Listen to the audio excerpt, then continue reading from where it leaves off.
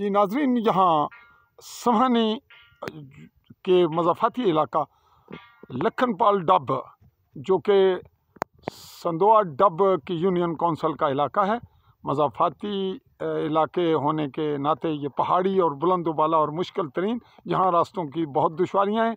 ताहम ये मगरबी जम्मू के ज़िला बिम्बर में जम्मू कश्मीर मुमलिकत का हिस्सा, तो यहाँ पे हम मुखातिब हो रहे हैं कि श्री सरकार में आम के दरख्तों की हैसियत बड़ी ऑथेंटिक है, कानूनन महाराजा हरी सिंह के दौर की। और इनसे ये पूछना चाह रहे हैं कि आप तो श्री सरकार में बना रहे हैं और ये आपने तस्लीम भी कर लिया, यही बात है? जी। तो क़य्यूम साहब, आपकी वल्दियत क्या है? मक्खन-दीन। अब्दुल क़य्यूम वालिद मक्खन-दीन। आप ये बताएं कि आप तो बना रहे हैं, क्या आपके इर्द गिर्द कोई और ऐसे नलके या हैंड पंप्स हैं जो लोगों ने श्री सरकार में बना रखे हैं और उन पे कोई कार्रवाई या कोई शिकायत या कोई कदगन नहीं है? कुछ बताएंगे, नाम बताएं। ये परली साइड दा यकूब है ढले वाला, उन्होंने वो पीछे जंगल ने विच बनाया है। लखनपाल में ही है वो भी? लखनपाल में टल्ला छोटा मोड़ा है। जा अच्छा, तो दुई और उथा दुआ और भी को दसने और भी दो ना कटाए इनके, दो नलके और निकले इनके, वो भी जड़ा उससे नहीं उन्ना नहीं ता इधर को और केड़ा दसने सो और वो पार कटने लगे गफूर, और वो भी खालसे भी गफूर वल्द वल्दियत क्या गफूर नहीं मोहम्मद आलम ए बिल्कुल है सामने तुसाने मकान ने बैक साइड ते। हां सामने सारे करने पे सारे जड़े न करने खालसे भी करने पानी में जड़ा न पानी नहीं तो अगर जेरी फितरी जरूरत है तकाजा है ते ए तुसाना ये अमरूद ना पौधा भी बड़ा बड़ा होया है, ये कंधा बड़ियां पुरानियां।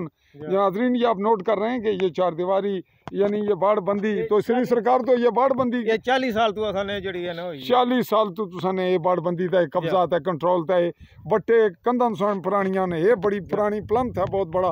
नाज़रीन, ये आप दरख्तों की उम्रें और इनकी जो बाड़बंदियाँ और जो पौधा जात हैं और इसके साथ जो ये खेतों की आड़बंदी है पत्थरों से, ये बता रही है कि ये अब तक की खालसा सरकार में अगर इनकी तामीर है, जो वो एग्री कर रहे हैं कि ये तमाम खालसा सरकार है और ये आपके मकानात भी खालसा सरकार में हैं? नहीं, सारे मकान नहीं, कुछ हिस्सा।